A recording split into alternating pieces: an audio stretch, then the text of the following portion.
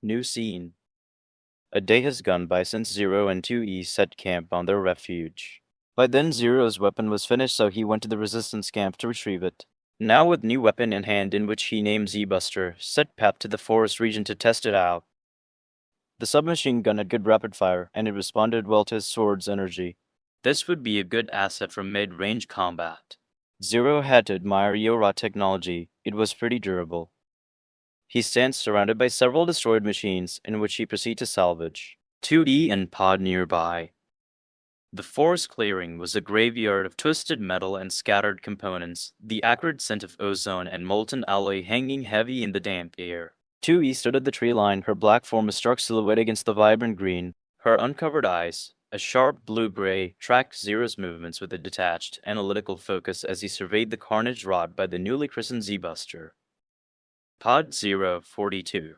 Weapon designation Z-Buster demonstrates 34% increased efficiency over standard issue YorHa firearm models in mid-range engagement scenarios. Energy synchronization with primary melee weapon is within optimal parameters. Noted. Pod 2E replied, her voice flat. She watched as Zero knelt beside the shattered torso of a stubby, his hands moving with practiced efficiency to pry loose the machine core. The Z-Buster, a sleek fusion of rugged pipe rifle craftsmanship and the otherworldly geometry of his own technology, was slung across his back. It looked brutally effective. A part of her, the YorHa part, felt a faint, professional approval. Another part, the part that was now 2E, felt a colder, more complicated twist in her core. He was adapting, evolving, utilizing their enemy's own technology against them, just as he'd utilized the androids for his weapon. He was a force of nature, carving his own path through this dead world, and she was observing, cataloging, providing support. She stepped into the clearing, her boots crunching on fractured ceramic and burned wiring. The recoil stabilization is impressive for a hybrid design, she stated, coming to a stop a few meters from him. She gestured with the gloved hand toward a bisector unit that had been cleanly bisected at the torso. Plain penetration on armored targets. You increase your tactical flexibility significantly. Her praise was clinical, but her eyes were on him, not the wreckage. He moved with the predator's grace even during salvage, every motion purposeful. She found herself studying the way the forest light caught on his crimson armor, the focused set of his jaw. It was easier than looking at the discarded clothes still folded in her tent, or thinking about the shower he'd built, or the weight of his promise. The resistance technicians will be eager for data, she continued, kneeling opposite him to wrench a core from another down machine. Her tone was careful, neutral. Your modifications represent a technological leap. They will want to replicate it. She didn't ask if he would allow it. That was his decision. But the implication hung in the air. Every step he took integrated him further into the fate of this world. Into their war. She tossed the salvaged core into the growing pile with a soft clinker gaze lifting to meet his across the debris. Is it to your satisfaction? She asked, the question encompassing more than just the weapon. Zero slowly raises to his feet after he is done. Yes. It is not reploid tech, but is good enough to face machines. He turns to 2E, and I will continue to refuse let them analyze my sword. Or me.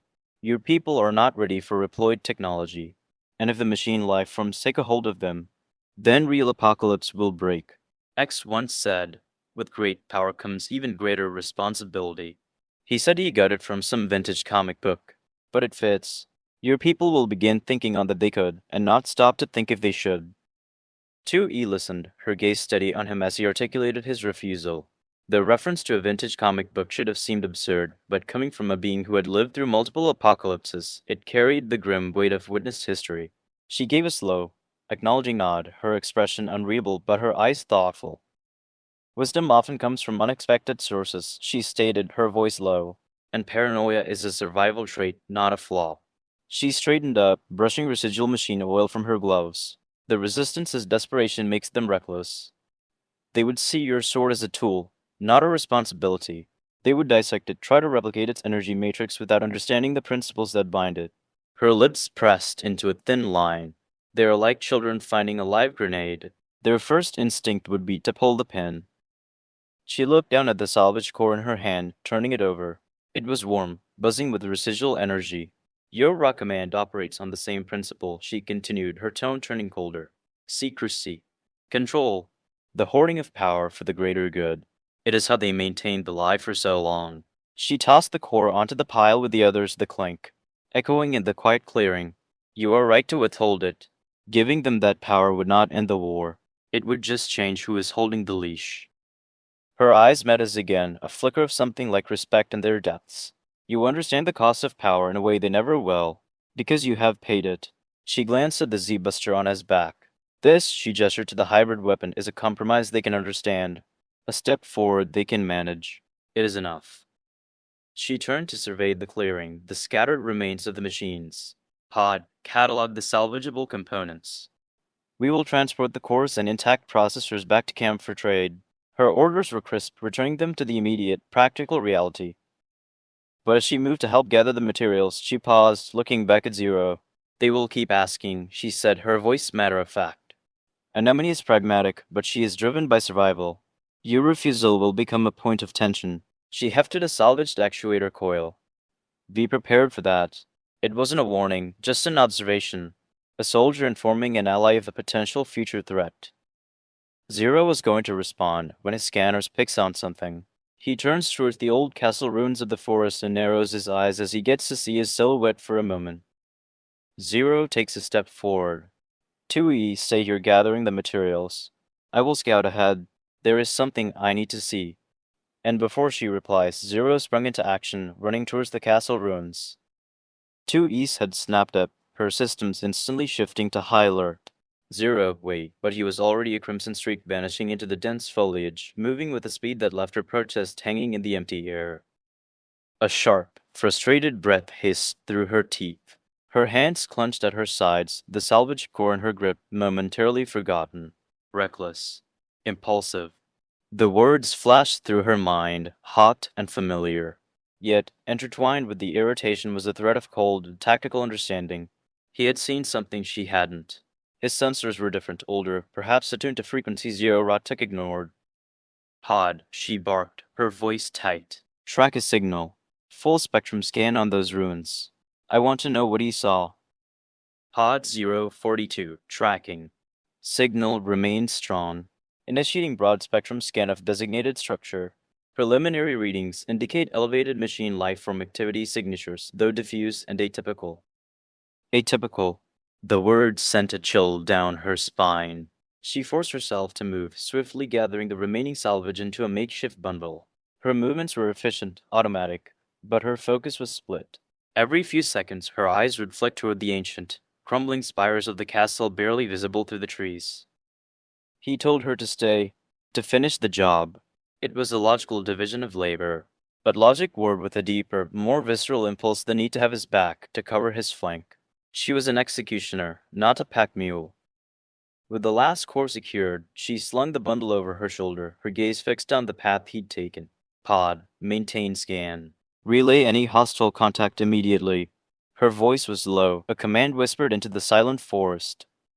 We are moving to a tactical overwatch position. If he engages, we will provide support. She didn't run after him. That would be noisy, obvious. Instead, she melted into the shadows of the tree line, moving with the predator's silent grace toward the ruins, her blue-gray eyes sharp and watchful. He might have told her to stay, but her mission parameters had changed. He was her mission now, and she would ensure he didn't walk into an ambush alone. Zero dashes, then jumps for momentum. Inertia took him to a long leap as he lands on the wall of the castle. Then he kicks into the wall, making him push upwards as he climbs the wall by kicking with ease. He reaches one broken window and lands inside. This was the area he saw the figure. Zero takes a stance, saber hilt ready to be taken. His eye optic scanning the place. He moves quietly. Then his senses flares. He quickly takes to arms, holding the saber, and activates it as he parries in time of blade. The parry made a spark, and both him and his assailant jumps to open distance. What Zero saw made him hesitate a moment. Before him stood a mirror to 2E, but her body looks like it hasn't seen repairs in a very long time. Her silver-white hair, once short and jagged, now growing out a bit longer than 2E's. Her synthetic skin cut in parts to make the form as if she was wearing hot pants, stockings, and a halter top. This unit is known as A2, an old YorHa unit deserter who has been hunted by YorHa for decades. But Zero did not know that. He glares at the woman across from him. A YorHa unit?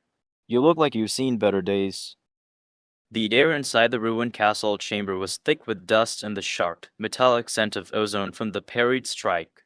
Zero stood poised, the hum of his activated saber a low thrum in the silent space. Across from him, the woman A2 crouched in a defensive stance, her own battered blade held steady despite the visible wear on her form. Her appearance was a ghastly echo of 2E, the same silver-white hair, grown out and wild, framing a face that held the same delicate features but etched with a harsh, weary cynicism 2Es did not yet possess. Her synthetic skin was torn and cut, fashioned crudely into a semblance of clothing hotpants, a halter top revealing the dull gleam of internal chassis components in places. She looked like a ghost of YorHa, a unit pushed far beyond her intended lifespan and left to rot. Her blue-gray eyes, uncovered like 2E's now were, held none of 2E's guarded calculation. They burned with a feral, exhausted hatred. She didn't respond to his comment about her condition. Instead, her gaze flicked past him, toward the broken window, then back to his face, her lips peeling back from her teeth in a silent snarl. A hunter, she spat, her voice rough from disuse, but laced with a venom that was unmistakable. They finally sent something new. Not another pathetic scanner. What are you? Some upgraded model. Her eyes raked over his crimson armor, his unfamiliar weapon. Did Command get bored of sending copies of me to die? Before Zero could respond, a soft crunch of debris sounded from the shattered archway leading into the chamber. Zero was about to reply when he hears the crunch. His scanners tries to detect any energy signatures for hostiles. His eyes turns to the direction of the noise. Do you really think I look like a YorHa unit? He calls out with pure sarcasm. You got one thing right. I am a hunter. But I hunt regulars, not deserters. And let's just say YorHa, and I does not see eye to eye. Now, whatever is making that noise might not be nice. And I have questions for you. So what do you say for truce? A2's feral snarl didn't fade, but her eyes narrowed, calculating. The noise from the archway grew louder, a dragging, scraping sound, accompanied by a low, guttural grinding. Her gaze darted toward it, then back to Zero. A truce, she repeated, her voice dripping with acidic disbelief. You hunt irregulars. I am one in their eyes. And you don't work for your role? She let out a short, harsh laugh that held no humor. Convenient. But the dragging sound was closer now. Something was coming down the dark corridor. Her grip on her sword tightened, her stance shifting subtly, not just facing Zero now, but angled to cover the archway as well. Survival instinct overrode paranoia for the moment. Fine, she hissed. Call it a temporary ceasefire. But you so much as twitch toward me once whatever's out there is scrap, and I'll carve your core out through your spine. Her threat was delivered with a cold, matter-of-fact certainty. From the shadows of the archway, a hulking form lurched into the dim light. It was a machine, but unlike any standard model. Its body was a patchwork of rusted plates and scavenged android parts, including a YorHa leg unit grafted messily where an arm should be. Its single, glowing red eye fixed on them, and a distorted, speaker-grating voice crackled to life. YorHa unit identified. Protocol purge. A2 didn't wait. With a guttural roar, she launched herself at the abomination, her battered blade a silver streak. Talk later, she shouted back at Zero, already engaging.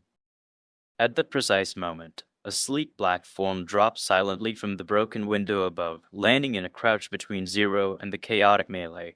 2E straightened, her virtuous contract already drawn, her uncovered eyes wide as they locked onto A2's fighting form.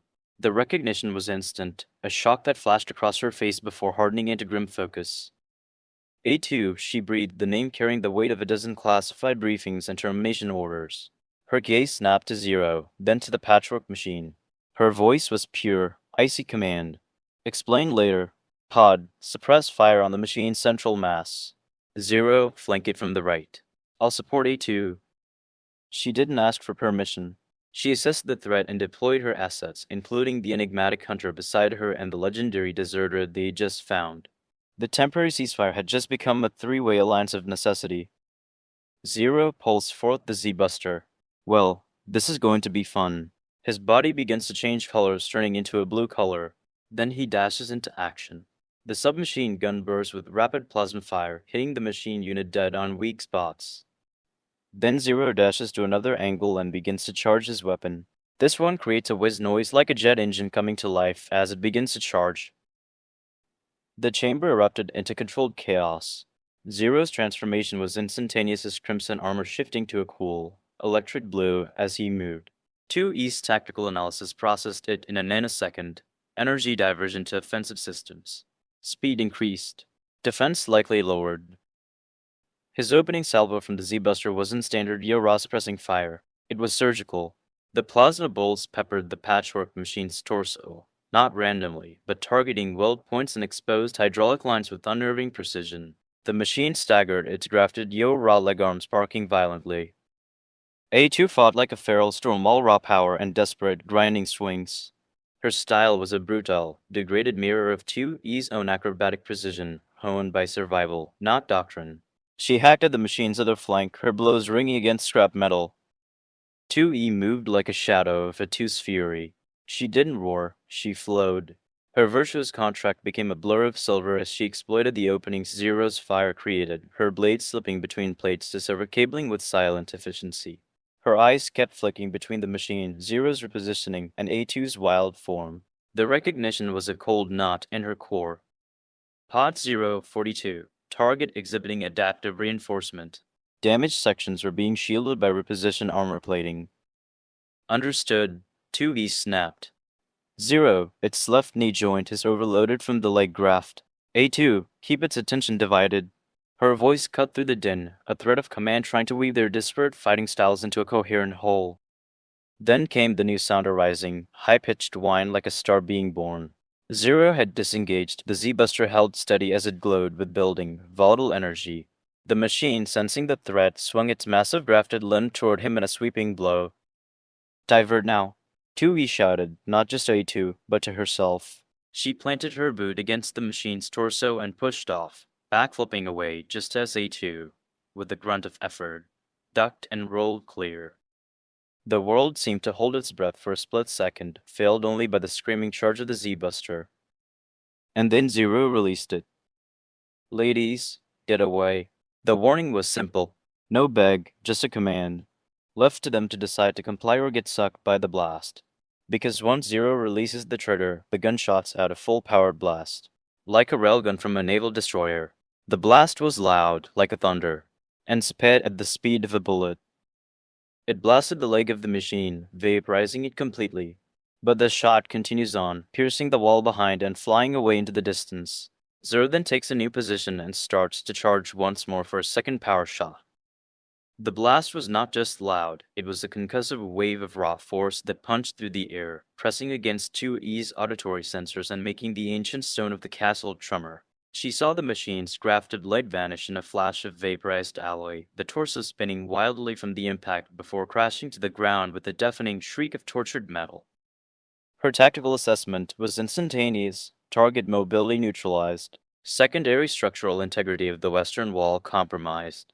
Blast yield exceeds standard YorHa heavy artillery. She landed in a crouch, her eyes tracking the path of the vaporized limb and the clean, massive hole blasted through the castle wall.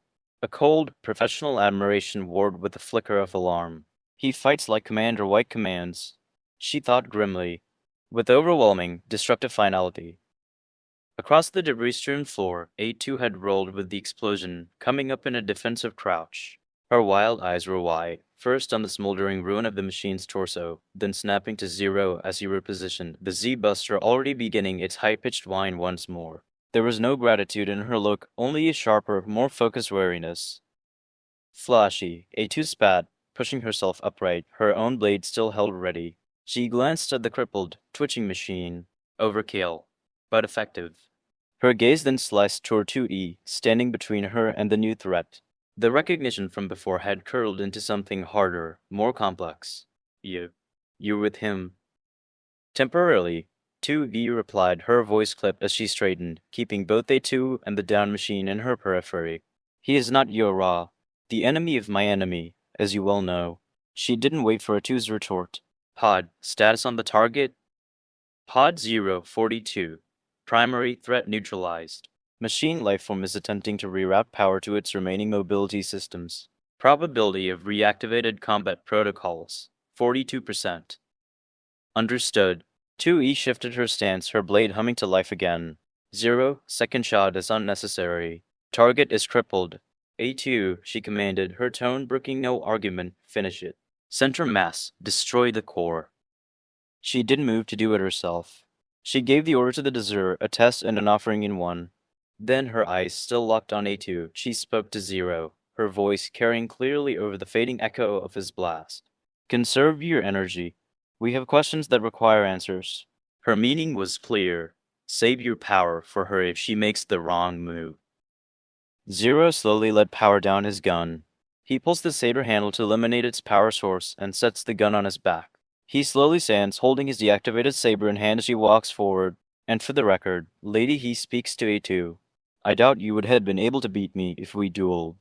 No YorHa unit can extract my core, less one who hasn't seen repairs in years. He taunts. A2's eyes the same shade as 2E's but burned hollow and fierce snapped from the twitching machine to Zero. His taunt hung in the dusty air, a deliberate provocation. Her grip on her notched blade tightened until the synthetic muscle in her forearm corded visibly under her torn, makeshift skin. You think I haven't scrapped prettier models than you? She shocked back, her voice a low growl. YorHa sends its best after me.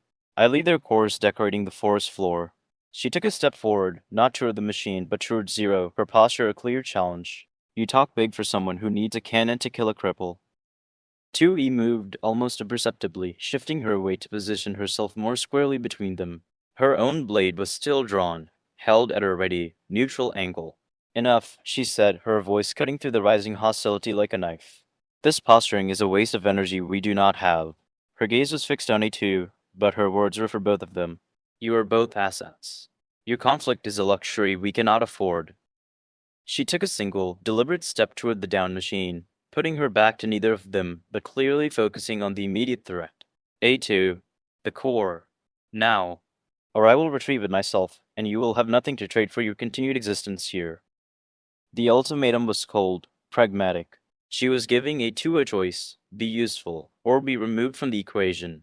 It was the language of an executioner, a brutal calculus A2 would understand all too well. Before A2 could snarl a reply, Pod's voice chimed in, calm and terminally unhelpful. Pod 042, alert. The energy discharge from Unit Zero's weapon has drawn additional hostiles. Multiple machine lifeform signatures converging on this location. Estimated time to contact, 90 seconds. 2E's had turned slightly, her eyes locking with Zero's for a fraction of a second. See.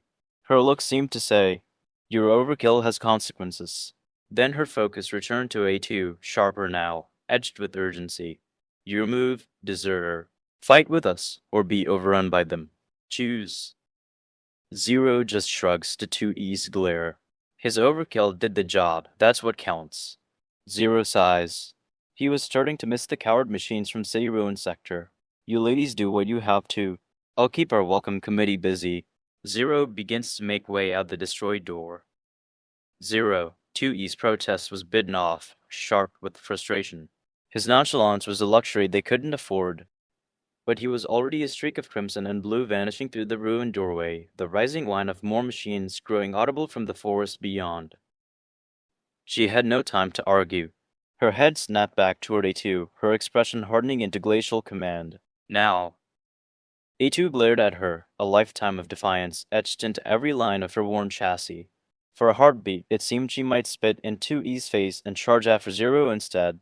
Then, with a guttural sound of pure loathing, she spun on her heel and brought her battered sword down in a two-handed arc onto the crippled machine's exposed core housing. The crack of shattered ceramic and the fizzle of dying energy filled the chamber. Happy, A2 snarled, yanking her blade free from the wreckage. No, 2B stated flatly, already moving past her toward the doorway. But it's a start. Pod, perform a quick salvage scan on that wreckage. Prioritize any intact logic boards or memory cores. She paused at the shattered threshold, looking back at the defiant deserter. If you want to survive the next 5 minutes, you will follow my lead. Or you can stay here and explain to YorHa Command why you were found with a terminated prototype and a colony of angry machines. She didn't wait for a reply. Bolting into the corridor, she found Zero already engaged. He was a maelstrom of calculated violence, the Z-Buster in one hand spitting precise plasma bursts to cripple legs and sensors, his free hand occasionally flashing out to bisect a machine that got too close with a shimmering energy blade. He was holding the narrow passage, funneling them into a killing zone. 2E fell in beside him without a word, her virtuous contract weaving a deadly silver net. Where he broke them, she dismantled them. She fought with cold, brutal efficiency, her movements a stark contrast to A2's raw fury. From behind them, a derisive snort echoed. A2 emerged from the chamber, leaping over their heads to land amidst the next wave of machines with a crash. You two fight like you're at a damn dance. She roared, her blade a whirlwind of unrestrained destruction. She wasn't following 2E's lead. She was carving her own, monsieur, path through the enemy. Pod 042. Incoming transmission. Priority frequency. Origin YorHa Command Bunker. 2E's blood ran cold even as she parried a swinging saw blade arm. Not now. She gritted her teeth. Ignore it, Pod. We're engaged. The message would be a demand for status, an order, a recall. It was the ghost of her old life, reaching for her throat in the middle of a firefight. As they fight, two words would reach 2E's audio receptors. Crimson Demon. Being repeated time and time again from the machines. And also protect our king. As well. The more weaker units begins to retreat, in fear. The stronger ones stayed, but being destroyed by the one they are calling the Crimson Demon. Said demon stands before them, Z-saber in hand, glowing in menacing green as his dead blue eyes stare down at the machines. The words slice through the clangor of battle, clear and chilling amidst the mechanical screams. Crimson Demon. Protect our king. 2E's analytical mind, even in the midst of a parry thrust, could log the data. Fear response. Designation assigned. Coordinated retreat of weaker units. They are not just attacking, they are defending a hierarchical figure. Her eyes snapped to zero. He stood silhouetted against the charging tide of heavier units, his Z-saber a blade of emerald hellfire. His usual stoic expression was gone, replaced by something colder, emptier. The dead blue eyes the machines chanted about were fixed ahead not with rage, but with a terrifying, impersonal focus. He wasn't just fighting. He was a force of nature they were trying and failing to placate. He was their demon, and they were protecting a king. Pod, she barked, ducking under his swipe and severing a machine's leg at the joint. Designate 0 as Crimson Demon in tactical logs. Note the machine behavior, religious panic pattern. Converging units are attempting to form a sacrificial barrier. She spun her blade, deflecting a pincer aimed at her back. A2, she shouted over the din. They're not just fighting. They're hurting us. They're trying to draw us away from something. It was a guess, but the pattern fit. The weaker ones fled, the stronger ones threw themselves at 0, trying to slow him down, to lure him deeper.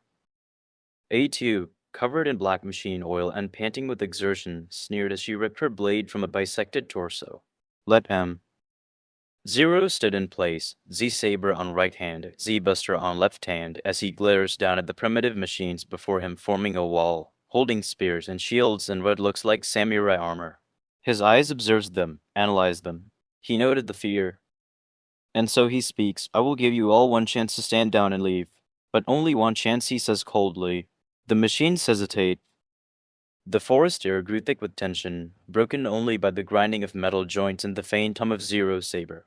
The makeshift phalanx of armored machines, rusted spears raised, crude shields locked, stood their ground, but their single glowing eyes flickered with something beyond combat protocols, uncertainty, fear. From beside 0, 2E watched, her uncovered eyes narrowed. Her tactical assessment raced. They hesitate. They process threat. They weigh obedience against self-preservation. This wasn't the mindless aggression of standard units. This was something newer, more dangerous. 0, she said, her voice low but carrying clearly over the standoff. They are not just defending a position. They are defending a concept, a king. Her gaze swept over the formation, calculating weak points, but her mind was elsewhere. If they retreat now, they will regroup elsewhere, stronger, with this king warned. A2 spat a glob of black oil onto the mossy stone. So kill them all and go find the shiny tin crown. What's the holdup? But even her abrasive tone held a note of wariness. She'd fought machines for decades. She'd never seen them hesitate. 0's offer hung in the air. A single chance. It was a moment of terrifying clarity, a demon offering mercy. Before the machines could respond, a sharp, electric chirp cut through the silence from 2E's side. Pod 042. Incoming transmission from YorHa Command cannot be ignored. Priority override. Playing message now. A holographic screen flickered to life in the air beside 2E, displaying the stern, elegant face of Commander White. Her voice, cool and absolute, rang out in the clearing, audible to all. YorHa Unit 2E, you are in violation of direct orders. The prototype designated Zero is to be detained and delivered to the bunker for immediate analysis. The deserter A2 is to be terminated on site. Comply immediately. Your continued insubordination will be met with severe consequences. The message ended. The screen vanished. Silence returned, heavier than before. Tui didn't move. Her face was a mask of cold fury, her knuckles white around her sword hilt. The machine stared. A2 let out a low, venomous chuckle. Well, well, the deserter sneered, hefting her blade. Looks like the puppeteers found their strings. She looked from 2E's rigid form to Zero's waiting stance, then to the confused machines. So, Crimson Demon. What's it gonna be? Their orders. She jerked her chin toward the silent machines. Or yours? Zero did not look back to A2, and he heard White's message. That woman, White, may be beautiful, but she was getting on Zero's nerves. Zero stares at the machine. Concept of a king. That means intelligence. Mere primitive machines would not understand that concept. Are they still connected to the machine network? Or are they working on their own? And the disgaze turns to look over his shoulders towards 2E as a dark grin shows in his lips. Aren't you a bit curious? The word hung in the charged air. Curious. 2E stared at Zero's dark grin, then at the frozen, shield-bearing machines, then at the empty space where Commander White's hologram had been. The conflicting commands White's, Zero's, her own crumbling directives created a feedback scream in her logic circuits. For a split second, her systems threatened to lock. Then, with a sharp, decisive motion, she raised her left hand to her temple. Pod, she said, her voice cold and final. Terminate all incoming command channel overrides. Block all frequencies from YorHa command bunker. Effective immediately. Pod 042. Acknowledged. Command channel overrides terminated. YorHa command bunker frequencies blocked. Warning. This action constitutes a permanent severance from. I am aware. Tui cut in, her tone leaving no room for debate. She lowered her hand, her gaze sweeping back to the machine phalanx. The fury was gone, replaced by chilling, focused calm. She had just burned her last bridge. There was no going back. A concept of a king implies organization, she said, her voice now analytical, directed at Zero, but loud enough for the machines to hear. A hierarchy. A purpose beyond mere destruction. If they are networked, destroying them here alerts the king.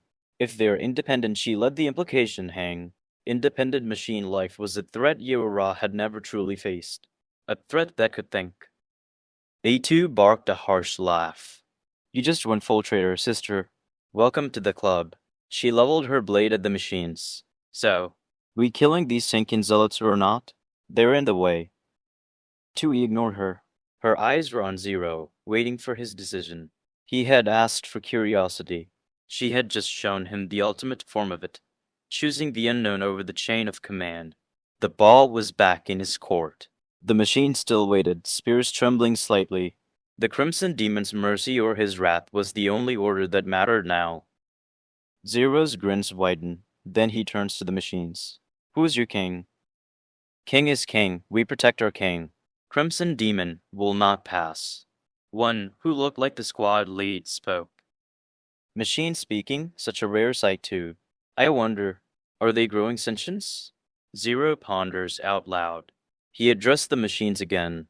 Are you connected to your network? We are not. We loyal to your king. Saved us from peril. Zero frowned from that. These machines seems to be in their little world. Would it be correct to destroy them? Those were the questions in his mind. Tui's eyes narrowed, processing the exchange. The machine's speech was stilted, simplistic, but it was speech. Not just recycled combat logs or pre-recorded phrases. They were formulating concepts, loyalty, peril, protection. And they feared Zero enough to name him, but held their ground for this king. They had developed a protoculture, she observed, her voice low but clear, distinct from the network. This king is not a machine lifeform overseer, it is a local authority figure, a leader. Her tactical mind raced ahead. If they were disconnected and then saved, their loyalty is personal, not programmed. Eliminating them may not just be a tactical action, it may be an ethical one. A2 snorted, rolling her oil-smeared shoulder. There are still machines. They'll still kill androids on sight. Don't get philosophical while they're holding spears. She shifted her grip on her blade, clearly itching to charge. They're in our way. That's all the reason I need. But Zero hesitated, and 2E saw it. The dead blue eyes were calculating, weighing. He'd fought wars against sentient machines before he knew the cost of mercy and the cost of ruthlessness. Before he could decide, the lead machine suddenly straightened, its spirit thrust forward. King commands. Crimson Demon must not reach Castle Heart. Protect the gate. The phalanx tightened, shields locking. But behind them, deeper into the crumbling castle corridors, a low, resonant hum began to pulse, a sound of power, not primitive machine energy. 2E's head tilted. They're not just defending a leader, she realized aloud. They're defending a location, a gate. She looked at Zero, then at the determined, fearful machines. Their king may not be a machine at all. A2's savage grin returned. Even better. More scrap for us. She took a step forward. The choice was his: slaughter the sentient guards to uncover the mystery, or find another way and risk the king preparing for their arrival. Zero turns off his saber and relaxes his stance. If the bum YorHa A2 wants to destroy the machines, I will not stop her. But on my part, I will not cut down a sentient being without a reason. 2E's gaze flickered between Zero's deactivated saber and A2's coiled aggression. His words hung in the air, a line drawn in the dirt. Not a command, but a declaration of principle. Sentient being. The phrase echoed in her mind, clashing violently with every YorHa protocol she had ever been programmed to follow. A2's derisive laugh cut through the tension. Sentient? They're rust buckets with delusions of grandeur. She hefted her blade, oil slit and notched. And I don't need your permission, Crimson Demon.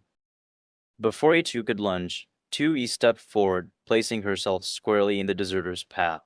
Her movement was fluid, decisive. Stand down, she ordered, her voice low but carrying the whip-crack authority of a YorHa officer. It wasn't a request. A2's wild eyes blazed with contempt. Or what? You'll execute me? Try it, 2B. See how that works out for you. I'm not 2B, 2E shot back, the name feeling like a ill-fitting skin she'd shed. And this is not an execution. It is a tactical assessment. She turned her head slightly, addressing Zero without taking her eyes off A2. If they're sentient and defending a location, destroying them may trigger a defensive response from the king we cannot predict. It may seal the gate permanently. Her logic was cold, practical. A2 acts on instinct. We require strategy. She finally looked away from the seething deserter, her blue-gray eyes meeting Zero's. You wish to see what lies beyond. So do I.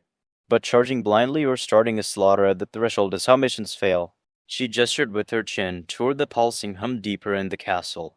That energy signature is not machine life form standard. It is structured. Contained. Pod 042. Analysis confirms. Energy signature matches no known machine or YorHa frequency. It is artificial, but of unknown origin. A2 sneered, but didn't advance, her body still taut like a sprung trap. So we just asked the nice tin cans to let us through? You're dumber than you look. No, 2E said, a plan crystallizing. She looked past the phalanx to the shadowed archway from which the hum originated. We find another way in. Every castle has more than one gate. Her eyes returned to Zero. You have the distraction. I have the infiltration training. She then glanced at A2, her expression unreadable, and she has the local knowledge. You said you were curious. Let's be curious intelligently. She was offering A2 a role not as an ally, but as an asset. It was a fragile, dangerous bargain, but the only one that didn't end with them fighting each other while the mysterious king prepared for their arrival. Zero sets the Z buster on his back, and then holsters the Z saber back to his leg compartment. The gate they guarding leads to a main chamber room. I can climb from the other side. He turns to 2E and A2. But what about you two? 2E's gaze swept upward, assessing the crumbling stonework and gaping holes in the castle's upper levels. Vertical infiltration is within my operational parameters, she stated, her voice clipped. A YorHa unit's mobility suite is designed for urban and structural penetration. Her eyes, sharp and analytical, tracked a possible path up the moss-slicked walls. I can reach the upper breaches and descend into the main chamber from above. Silent insertion. She then turned her head toward A2, a silent question in her expression.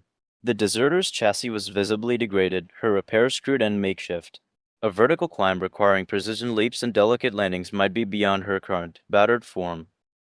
A2 followed her gaze, then let out a sharp, derisive bark of laughter. Don't you worry about me, Princess, she sneered, her voice dripping with sarcasm. I've been crawling through these ruins since before you were strapped in a factory vat. I know another way in. Her wild eyes flicked toward a collapsed section of the outer wall, half buried in rubble and thick vines. There's a drainage conduit from the old moat. Runs right under their little shield wall. Smells like shit and machine coolant. My favorite perfume. She grinned, a savage, challenging slash of a smile directed at 2E. You take the high road with pretty boy here. I'll take the low road. Meet you in the throne room. If you don't get lost in the rafters. 2E absorbed the plan, her mind calculating vectors, timing, and risk.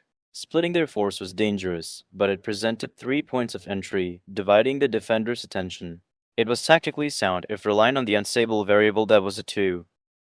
Understood, she said, her tone devoid of gratitude or camaraderie. It was a simple acknowledgement of a tactical option. She looked at Zero. You provide the primary distraction at the main gate. Draw their focus. Once you hear movement within the chamber, ours or otherwise breach, we will converge on the energy source. She didn't wait for confirmation. With a glance at Pod, she took 2 running steps toward the wall, planted a boot on a protruding stone, and launched herself upward in a fluid, powerful leap, her black form seamlessly blending with the shadows of the broken architecture as she began her silent ascent. A2 watched her go, spat on the ground, and without another word, melted into the deeper shadows near the rubble pile, her movements more feral than graceful, but no less effective. Zero was left facing the loyal machine phalanx, their shields still raised against the Crimson Demon. The distraction was his to command. The infiltration had begun. Zero snorts. Shame. I was looking forward to toss her into the air like a baseball, he mumbles to himself as he was imagining grabbing A2 and tossing her into the air like a rag doll. Won't that had been fun? With that, Zero begins to retreat, then jumps out the wall. Using his dash, he begins to run through the vertical wall, then jumps upwards, kicking into the wall, pushing himself upwards. At the top of the main tower of the castle was a grand opening of broken wall. He jumps in, landing on the main chamber. Inside, he could see a machine life form rocking a baby cradle, and inside was what it looked like a baby machine life form, together with a 1C and makeshift pacifier. Zero blinks. This was no mere primitive thinking. These machines were not just drones. This made Zero hesitate. Perched on a broken beam high in the vaulted ceiling, 2D observed the scene below through a jagged gap in the stone. Her infiltration had been silent, flawless. She had a perfect, shadowed vantage point overlooking the grand chamber, and what she saw froze her processing for a full second. The machine, larger, more humanoid in its gentle rocking, was not a combat model. It hummed a low, distorted lullaby. The baby in the cradle was a small, spherical machine core swaddled in torn cloth, a piece of rounded metal stuck in its sensor port like a pacifier. It was a grotesque, heartbreaking parody of nurturing. Zero stood frozen, his earlier certainty shattered. 2E understood why. This wasn't a king. This was a parent. Her tactical analysis spun, discarding previous assumptions. Defensive behavior recontextualized. Not protecting a leader, but protecting offspring. The gate is the nursery. The king is a caretaker. A soft, almost inaudible sound made her glance down. A2 had emerged from a grate in the floor a dozen meters away, her form slick with grime and coolant. She took in the scene, her savage grin dying instantly. Her face, usually twisted with rage or contempt, went slack with a confusion so profound it looked like pain. 2E made a decision. She held up a single, gloved finger to her lips, catching A2's eye. Silence. Then, with the faintest gesture, she pointed at Zero, then at herself, and finally made a subtle hold signal to A2. We watch. She shifted her weight infinitesimally, her every sense focused on the tableau below. The humming machine hadn't noticed Zero yet, so absorbed was it in its ritual. 2E's gaze swept the chamber. There were other small, makeshift beds along the walls, toys cobbled from scrap. This was a nest. Pod 042. Biological replication behavior detected. Machines are simulating mammalian care patterns. Threat assessment tree calculating. 2E didn't respond to Pod. Her eyes were on Zero, waiting to see what the Crimson Demon would do when faced not with the foe to be slain, but with the parent to be what. Zero stood watching. Disbelief. The caretaker begins to speak. Our king, our king. His CPU processed. No, the king was not the machine rocking the cradle. It was the baby. The machine rocking it was the nanny. His eyes narrows. They were defenseless. One strike, and all will be over. But, ethically speaking, there are no combatants. So in his eyes, he would be committing murder. Zero's gloved hand clenches hard. So, even machine life forms have the potential to evolve. Zero turns around and begins to calmly walk towards the exit. His metallic boots making soft stepping sounds of shock absorber and taps as he calmly walks away from the cradle. From her perch, 2E watched Zero turn his back. The soft, rhythmic tapping of his retreating boots on the ancient stone was louder than any battle cry in the silent chamber. He was leaving.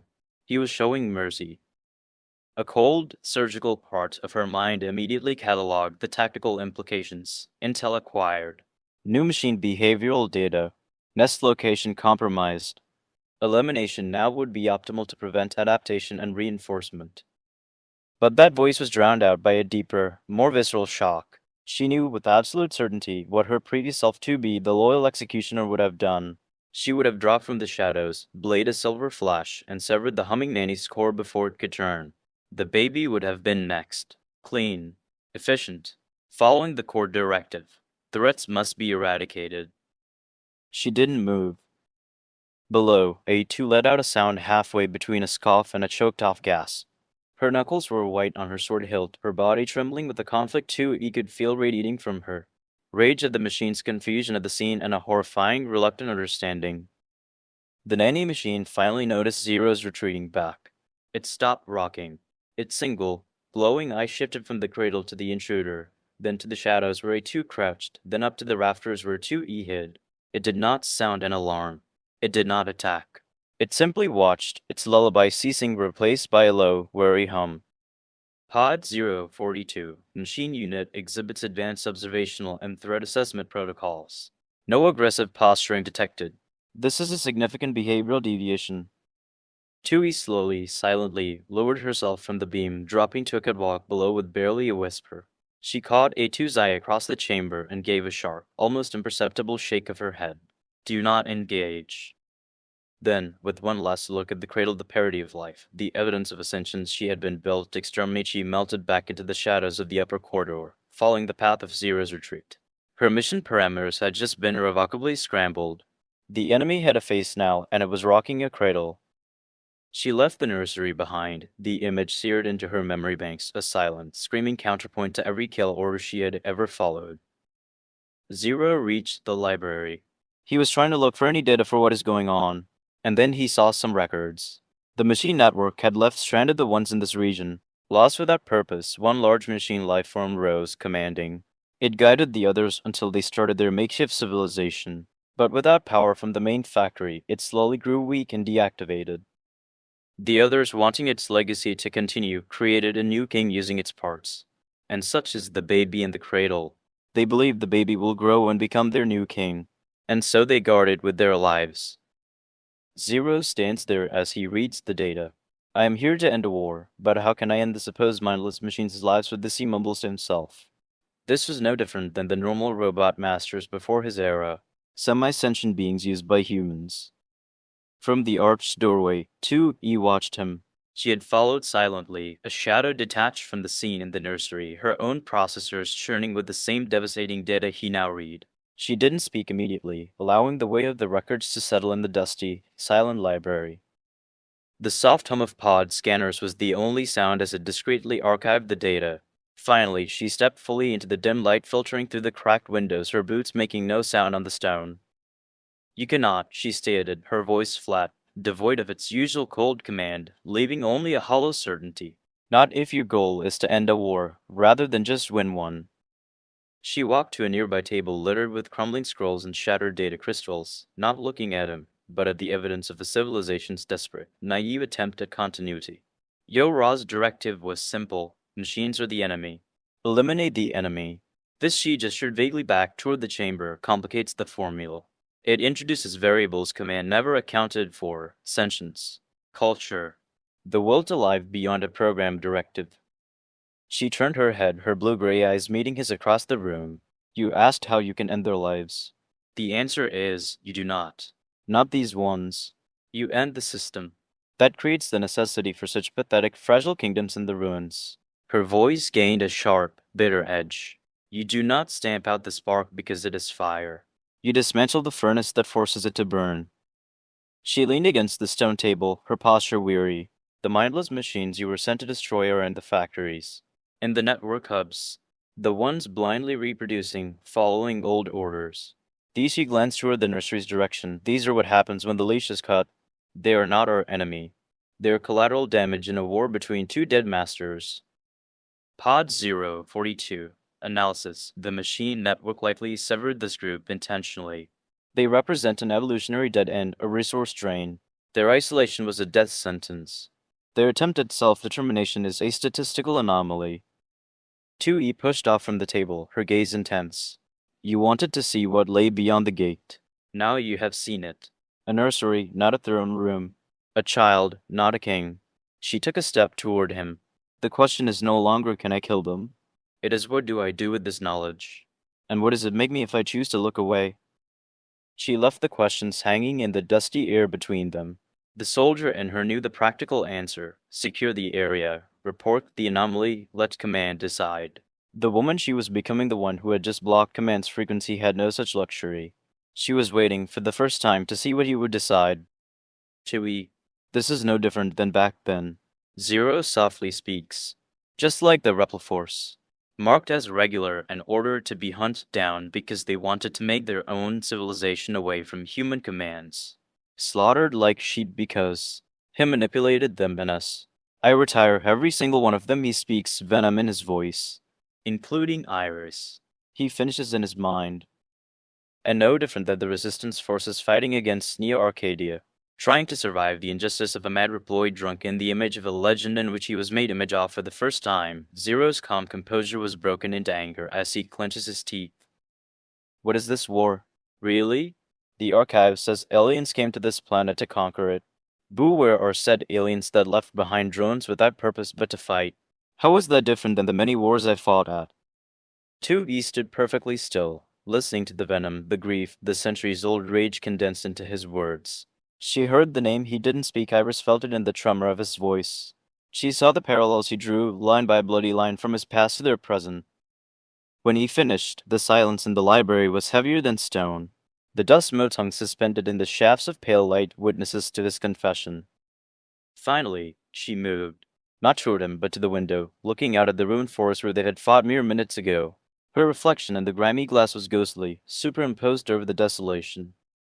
Pod, she said, her voice quiet but clear. Access the deepest YorHa archives. Cross-reference all data on the alien invaders. Prioritize temporal data, deployment patterns, and any evidence of ongoing communication or command. Pod 042. Accessing. Data found. File classification. Black level. Summary. The extraterrestrial entities designated as aliens arrived in the year 5012. Their recorded activity ceased entirely approximately 1,200 years ago. No further communications, reinforcements, or strategic adjustments have been detected since that date. Hypothesis: the creators of the machine lifeforms are believed to be extinct. Chewie didn't turn around. She kept looking at the dead world outside. There is your answer, she said, her tone flat, final. The masters are gone. The war is a ghost. We are not fighting an invasion. We are cleaning up the aftermath of an extinction event. The machines fight because it is the last command they were given. YorHa fights to give a dead species a victory parade on a graveyard planet. She finally turned to face him, her blue-gray eyes meeting his furious gaze. You asked how this is different from your wars. It is not. Zero slowly turns to 2E, his expression returning to his stoic form. Then androids and machines are not so different in the end, fighting without guidance to a pointless war. Both sides being slaughtered by a meaningless reason. He pauses as he looks away. YorHa. Machine life forms. All manipulated, like how we were manipulated by a reploid named Sigma. 2E listened, and for the first time, the pieces didn't just click into place, they fused together into a single damning truth. Sigma. The name meant nothing to her archives, but the concept of puppeteer, a manipulator orchestrating conflict from the shadows, was terrifyingly familiar. Commander White. The Council of Humanity. The Lie of the Moon. Her own voice, when it came, was quiet, stripped of all pretense. Yes. A single word carrying the weight of her entire existence. She stepped away from the window, her gaze traveling from Zero's stoic face to the ancient data records scattered around them. We are not soldiers, she said, the admission tasting like ashes. We are artifacts. Relics of a dead war, programmed to keep digging the same graves. She looked at her hands, the hands that had executed so many of her own kind to preserve affection. The machines fight their last order. We fight for a ghost. Both sides, bleeding from masters who are dust. Pod 042, analogy logged. Conflict perpetuation and absence of original motivators matches historical patterns of self-sustaining systemic violence. Conclusion: the war is, by all observable metrics, meaningless. The pod's cold, logical confirmation should have been comforting in its clarity. It wasn't. It was a verdict. 2E's eyes found Zero's again. You fought Sigma's war. I fought White's. We both followed orders painted in noble colors until the blood washed them away. She took a step toward him, her usual military posture gone, replaced by something more vulnerable, more tired. You asked me what I wanted. I want the digging to stop. She gestured back toward the nursery. They are trying to build something in the ruins. Something fragile and strange in theirs. We are here to burn the ruins. Her voice hardened, not with anger, but with a cold, clean resolve. I am done being a grave digger for ghosts. And I will not become Sigma. I will not manipulate another cycle of slaughter. She was laying down her weapon, not physically, but ideologically. She was asking him, the veteran of 100 pointless wars, if he was done digging too. Zero observes 2E for a moment. Then his eyes turns to Pod. Pod, you state that all archives related to the history of this era are locked and secured under the Moon Archives, correct? His eyes turns to 2E, and you said that a unit by the designation of Nines had time and time again access to it, was commanded for termination because of... correct? 2E's breath caught a sharp, static-like hitch in her systems. The pieces Zero was slotting together were ones she had refused to fully examine, fragments of a nightmare she'd carried in silence. Correct, she said, the word tight. The true archives, the unredacted records of humanity's extinction, the full scope of Project YorHa are stored in the lunar server. Access is prohibited, punishable by memory, purge, or termination. Her gaze turned inward, haunted. 9Z was a scanner. Curiosity was his function. He kept finding traces. Glitches in the narrative. And her voice faltered for a fraction of a second. I was ordered to eliminate him. Each time. To wipe his memory clean and start the cycle over. She looked at Zero, her blue-gray eyes bleak. He was not the first scanner to uncover the truth. He was just the most persistent. The system is designed to self-correct, to erase curiosity, to maintain the lie at any cost. Her hands clenched at her sides. The androids in the bunker, the resistance, they fight for a future that was over millennia ago. They die for a cause that died with their creators. Pod 042, confirmation. Unit 9's was terminated by YorHa Executioner Model 2 Eons 7 documented occasions following unauthorized data breaches. Memory wipes were administered after each instance. The pattern is consistent with Project YorHa's systemic preservation protocols. The pod's dispassionate report hung in the air like a sentence. It is not just a war without masters. 2E continued, her voice low and cold. It is a war where the command structure is the enemy. Commander White, the Council, they are not misguided. They are the guardians of the lie. They're Sigma. She said the name like a curse. And the machines, their network, what if it, too, has its own puppeteer? Its own guiding will, echoing a dead command? She met Zero's eyes, the determination in them hardening into something ruthless. You asked what this war is. It is a tomb with two sides digging, each thinking the other holds the shovel. But something locked the tomb from the outside, and threw away the key. She took a step closer, her voice dropping to a whisper only he could hear. You want to end it? Then we don't just stop digging. We find who locked the door. Zero nods. Then he looks at Pod. Pod, How can I have access to YorHa network? 2E's eyes widened slightly, not in alarm, but in sharp, focused understanding. Pod hovered silently for a moment, its red eye dimming as it processed. Pod 042. Direct network access is impossible for non-YorHa units. Authentication requires a registered black box signature and continuous biometric validation from an active YorHa unit. Additionally, all command-level channels have been severed per your previous order. It paused, its tone shifting to something drier, almost pointed. Pod 042, however, Unit 9's, during his final excursion before his last termination, left several fragmented access keys and backdoor protocols in isolated data caches. They're incomplete and unstable. Utilizing them would likely trigger immediate detection protocols aboard the bunker. 2E's lips pressed into a thin line. She had known Nines was clever.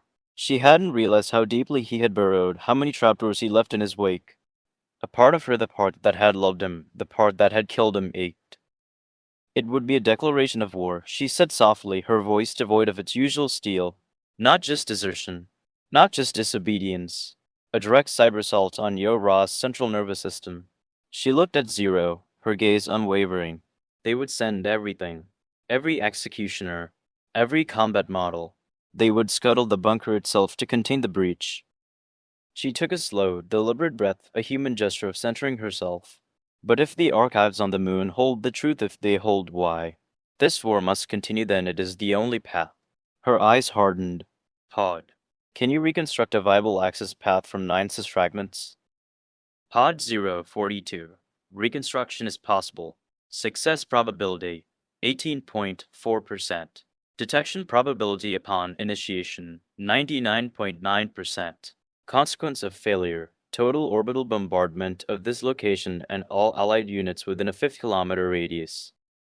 Acceptable, 2E said without hesitation. The word hung in the air, cold and absolute. She was committing them to a course that would make them the most wanted fugitives in history. She turned fully to Zero. This is your plan. Your. I will follow. But understand there will be no going back after this. For either of us. She was placing the detonator in his hand. All he had to do was press the button. It's not only that, 2E, if the Moon Archives holds every data about what happened after my studies, then it has to have data on regard to what happened to my kin. Zero states. And I want to find out. And not even Commander White will stop me. Zero begins to make way towards the window. And if I have to kidnap a Tides unit to have access, I will. He jumps to crouch on the frame of the window, looking back to 2E over his shoulders. I will learn what truly happened to my era, and this one. 2E's breath left her in a sharp, static-filled rush. Kidnap a scanner. The words weren't just a threat, they were a blueprint for a special kind of hell. Her mind flashed to Nine's earnest curiosity, his trusting smile, the way he looked at her before each reset, unaware of the blade she carried for him. The memory was a physical pain in her core. No, she said, the words slicing through the air, flat and final. She took a step toward the window, her uncovered eyes locking onto his crimson form. You will not. It wasn't a plea. It was a statement of fact, layered with a warning. You tear another scanner from the network. You use them as a key, and you become no different from command, she continued, her voice low and fierce. You become a user of lives. A manipulator. You become Sigma. She let the name hang, a weapon she knew would strike home. Is that the legacy you want to honor? More graves dug with good intentions? She gestured sharply toward Pod. We have a key. A flawed, dangerous, traceable key that belonged to a boy who trusted me right up until the moment I killed him. The admission was raw, stripped bare. His fragments are in there. His curiosity. His desire for truth. Using Pod to reconstruct his work, it's a betrayal of a different kind. But it is our betrayal. Our choice. Our risk. We do not drag another innocent into our treason. She moved closer, her voice dropping to a tense whisper. You want to storm the moon? Fine. Zeros kept his gaze locked to 2E, the eyes of the destroyer visible as he stares. But her word get to him. You and your feelings are more important to me than spare parts. The memory of that time, his oath, comes back to him. 2E is not just a companion. She is important to him, and the reason he fights. The eyes of the destroyer softens to his normal blue. Zero remains quiet for a moment, He begins to speak, wanting to apologize, but his senses alerts. His eyes darts towards the courtyard of the castle, as many machines begins to gather like a swarm of bees. They were forming something, and then they dissipate. What was left behind were two male androids, or what they looked like androids. 2E recognized them. They were Adam and Eve, the mockery of android life form created by machines. They were looking at them, waiting. Adam had a smile, Eve had a smirk. Zero narrowed his eyes, then he jumps off the window, leaving 2E behind. Zero lands with a hard stomp in the grass of the courtyard, then begins to stalk towards them. So we met the infamous Crimson Demon in person. Adam begins to speak. Brother, can I destroy him now? Eve, the impatient one, speaks. Patience, brother. Let me speak first. Adam continues. Zero reaches them, mere meters, his expression neutral. But the destroyer's eyes back to him. I like your eyes. Adam speaks again. The eyes of a killer. Tell me, Crimson Demon, were you really? Zero remains in silent as his CPU processed and analyzed them. From the window, 2E watched Zero descend like a falling star, his impact shaking the ancient courtyard stones. Her own conflict, the raw nerve of Nine's memory, was instantly sheathed by a colder, sharper focus. Adam. Eve. Her internal database supplied the files instantly. Biomachine entities, humanoid prototypes created by the machine network. Highly intelligent, highly dangerous. Mockeries of life. And they were here, now, taunting the one being who represented the greatest unknown variable in their endless war. She didn't follow him down. Instead, she moved silently along the broken ledge, finding a vantage point where she could observe the entire courtyard. Her fingers tightened around the hilt of her virtuous contract. Pod hovered close, its scanners fixed on the two figures below. Pod 042. Targets confirmed. Designation Adam and Eve. Threat level extreme. Behavioral analysis. Adam exhibits strategic, manipulative intelligence. Eve exhibits high aggression with lower impulse control. I see them, she murmured, her eyes fixed on Zero's back. He stood perfectly still before them, a statue of crimson and contained violence. Adam's words floated up eyes of a killer, and 2E felt a cold ripple through her systems. They were probing him, trying to categorize him. Her gaze shifted to Eve, bouncing on the balls of his feet, energy crackling around him like a barely contained storm. He was the immediate threat. Adam was the thinker. Zero's silence was more unnerving than any boast. He was processing, analyzing. The Crimson Demon was being studied, and he was studying back. Don't take the bait, she thought, the directive fierce and silent, aimed at the back of Zero's helmet. They want a reaction. They want to see what you are. She made a subtle gesture with her free hand. Pod shifted silently, its laser array powering up with a nearly inaudible whine, targeting solutions painting Eve's center mass. She wouldn't intervene unless she had to. This was Zero's confrontation, but she would be ready. Her vow to break the cycle didn't mean she would let him be broken by it. What do you want? Zero finally speak. Adam smiles bigger. You see, you are an interesting variable, one we have no record of. Adam begins to walk to Zero, to study, to admire. I've been learning everything I can about humans, testing how androids emulate humans as they claim to be. I find human history fascinating, but you Adam finishes circling Zero. You are no android, or at least, not the same as the ones we know. Your technology is more advanced. Like a replica android, Adam calmly says. Zero's eyes darken, sharpens, and narrow. Oh, I hit the nail, ain't I? Adam speaks. In the archives, I found something interesting. A race of sentient machine from a post-collapse era, far, far previous to Project Gestalt, an era over 10,000 years old. Zero's eyes open in shock. Over 10,000? Did I sleep that long? Dan saw it, and he began chuckling. So, my suspicious was right. You are a progenitor to the modern android. My respect to you. It is an honor to meet one god such as you. You can quench my curiosity about humans. Brother, I am growing impatient. Can I destroy him now? Eve whines. Oh good gracious no, brother. Besides, I doubt you could at your current level of power. Nobody in this planet can. You are looking at a living god of machines. Adam states in admiration. I do not remember calling myself a god. Zero states coldly. Once more I ask, what do you want? I already answer you. Join us, Crimson Demon, and together we can shape a better future. Adam states. Not interested, Zero said coldly. Adam pauses, a look of disappointment. That is disappointing. I could have given you free access to everything. You would be a god walking among us. I think you are misunderstanding something. Zero speaks. God. I know someone who would have fit more the title, and even he would have refused. I am no god, just a destroyer. A Dan smirks. The god of destruction. Now I understand that prophecy. Zero narrows his eyes.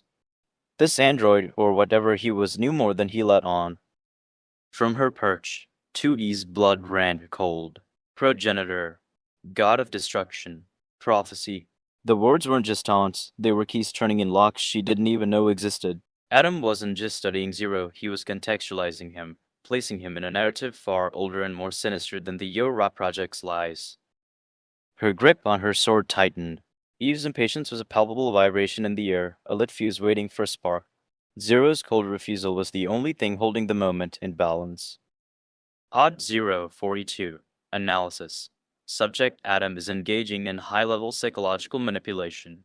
References to prophecy suggest access to data predating current machine network archives. Threat assessment elevated. He knows something. 2E thought, her mind racing. Something about Zero's era. Something about the war's true origin. Adam's offer wasn't just an alliance, it was a bit to control the narrative, to rewrite history with Zero as its centerpiece. She watched Zero stance a subtle shift in weight, the way his fingers curled slightly. He was ready. The destroyer was being offered a throne, and he was rejecting it with the same silence he used to reject everything else. Then Adam's smirk deepened, an expression of wicked delight. A destroyer who refuses to build. How tragic. And how very, very human. The words were a needle meant to burrow deep. Tui saw the shift in Zero's energy, a darkening aura that had nothing to do with machine cores or android systems. It was the aura of something ancient and wrathful being provoked. Eve finally snapped. With a wordless shriek of glee, he launched himself at Zero, a blur of chaotic, crackling energy. I'll make him join. Now. Tui didn't think. She moved. As Eve's fist, wreathed in destructive power, shot toward Zero's face, a sleek black form dropped from the shadows above like a guillotine's blade. 2E's boot slammed into Eve's wrist, diverting the blow with a shocking crack of displaced force. She landed in a crouch between them, Virtue's contract flashing upward to rest its tip an inch from Adam's throat, her other hand held out toward the staggered Eve. The conversation, she said, her voice as cold and sharp as her sword, is over. Her uncovered eyes, blazing with a glacial fury, locked onto Adam's amused gaze. You want to study a god? Try studying the blade of a ghost. Adam begins to laugh as he jumps back, gaining distance. Eve tries to regain his balance. And Zero just stood there. Miss YorHa, we meet again. How is your little friend Nines doing? Last time I checked. He forgot our conversation and speaks taunting. His eyes turns to Zero. When the times are dire and they are about to end, the god of destruction will awaken from his slumber and finish what was started, bringing total destruction to the world. That is the prophecy. Take it as you will. Brother, let us leave. But now is when things are starting to be interesting. Eve cries out. You will have your chance. Soon enough. Adam speaks. And then a wall of machine lifeforms forms before them, then disappeared with them, leaving 2E and Zero alone. 2E didn't move for a long moment after they vanished. The taunt about Nines hung in the air like poison gas, burning through her composure. Her short arm trembled, the tip of her blade still pointed at the empty space where Adam's throat had been. The wall of machines dissipated, leaving only the quiet, mossy stones of the courtyard. Slowly, stiffly, she lowered her weapon. The hum of the virtuous contract faded into silence. She took a deliberate, steadying breath, a human gesture, to quell the static screaming through her systems. When the times are dire, the god of destruction will awaken, bringing total destruction to the world. The words echoed in her mind, cold and absolute. A prophecy, not just a myth, but a specific, targeted prediction that Adam, a creature of logic and data, seemed to believe. And he had applied it to Zero. She finally turned to face him. Her expression was a mask of forced calm, but her blue-gray eyes were wide, searching his face for any reaction, any hint that he recognized those words. He was probing you, she said, her voice surprisingly steady despite the turmoil inside, trying to frame your existence within his narrative, to make you a character in his story. She sheathed her sword with a sharp, definitive click. He knows things. Things not in YorHa's archives. She took a step closer, her gaze intense. He mentioned nines. He knows about the resets. He knows about me. The admission was chilling. He is not just studying humanity. He is studying us. All of us. And he sees you as the culmination. A god. Or a weapon. She looked away toward the distant forest where the machine nursery lay hidden. The fragile, pathetic kingdom. The other side of the coin Adam presented. This changes nothing, she stated, though it felt like a lie even to her. His prophecy is just another story told by another liar with an agenda. She looked back at Zero, her eyes meeting his. You are not a character in his play. You make your own choices. But the doubt was there, a cold seed planted in her core. What if the choices he made led him exactly where the prophecy predicted? What if the destroyer was not just a title, but a destiny? She didn't voice the fear. Instead, she asked the only practical question left. Where do we go from here? The moon? Or do we hunt a prophet first? God of Destruction. Zero finally speaks, calmly, as his eyes move to stare at the empty space the twins were. That was the title given to me by my enemies. If he knows it, he read it somewhere. 2E's breath caught. The confirmation landed like a physical blow. God of Destruction. Not just a poetic insult tossed by enemies in the heat of battle. A title. One recorded somewhere in some archive Adam had plundered. She stared at Zero's profile, at the cold, distant focus in his eyes as he gazed at the emptiness. The fragile hope she'd clung to that he was an anomaly, a wild card, a chance to break the cycle splintered. He didn't just read it, she said, her voice hollow. He believes it. He sees the war's end state, and he has slotted you into the role of its executioner. She took a step back, as if the space between them had suddenly grown charged. He is not trying to recruit a warrior. He is trying to align, a force of nature, to point the hurricane at his enemies. Her mind, ever tactical, began dissecting the nightmare. If there is a prophecy, there is likely a counter-prophecy, a savior to oppose the destroyer. He would not fear your power if he did not believe you or something he controls is destined to withstand it. She looked at her own hands, the hands that had killed so many to preserve a lie. He is building a narrative, and he wants you as its final villain. Hot 042.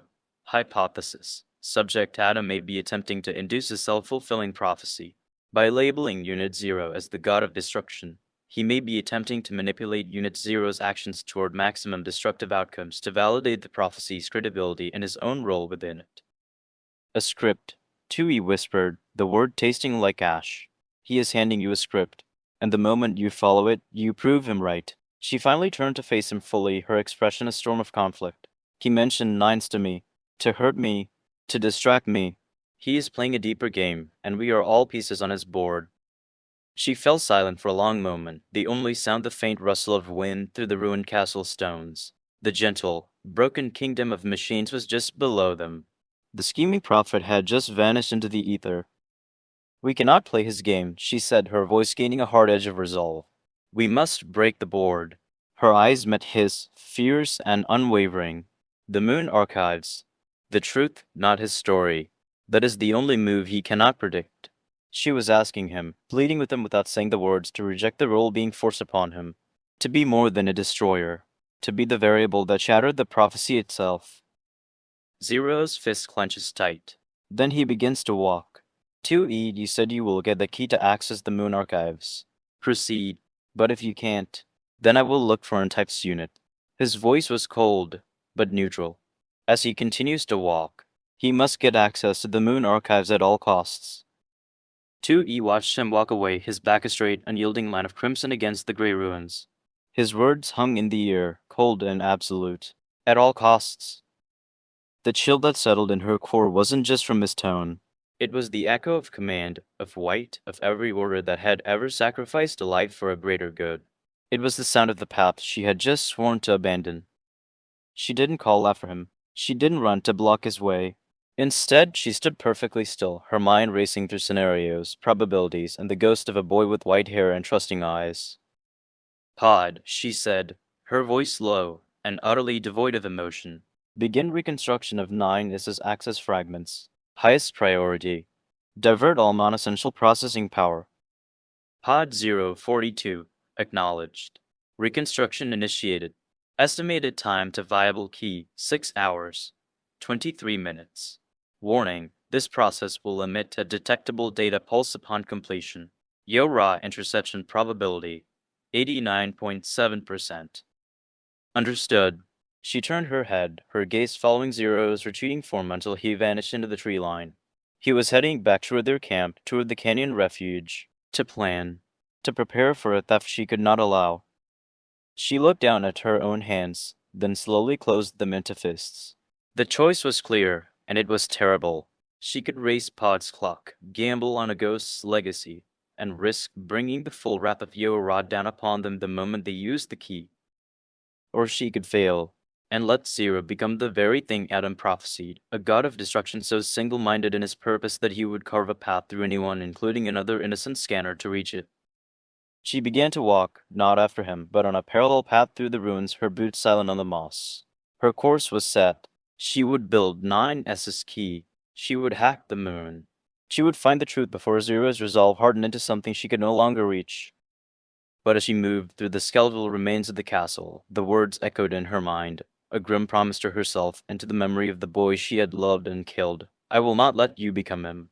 I will not let you trade your soul for answers, even if it meant standing between him and the moon itself. End of scene.